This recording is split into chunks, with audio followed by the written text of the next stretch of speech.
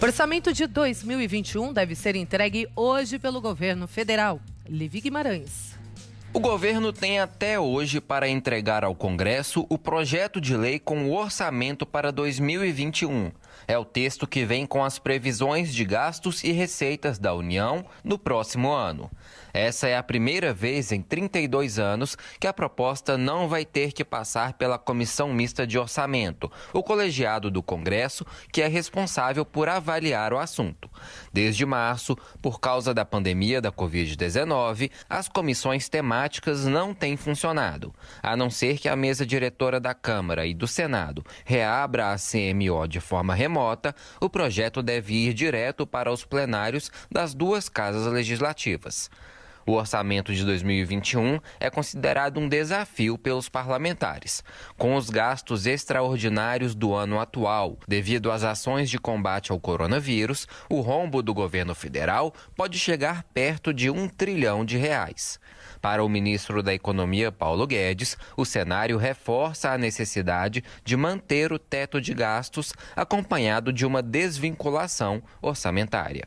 Nós temos que, de alguma forma, travar esse piso, o que significa descarimbar, desindexar, desvincular, desobrigar todas essas despesas que simplesmente tiraram da classe política nacional a capacidade de gestão. Guedes tem defendido que, com o aumento do mínimo de gastos obrigatórios, tem ficado mais difícil manter as contas em dia.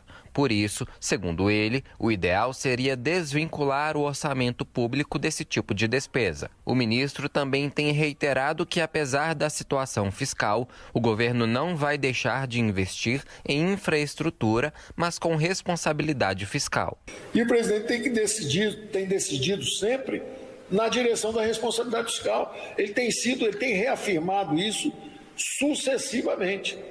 O fato de ele estimular obras, ele tem a responsabilidade de fazer isso tudo dentro das regras do nosso Estado de Direito. Uma das expectativas em torno da proposta de orçamento é como ela vai comportar o Renda Brasil, o programa de assistência social que o governo pretende criar para substituir o Bolsa Família.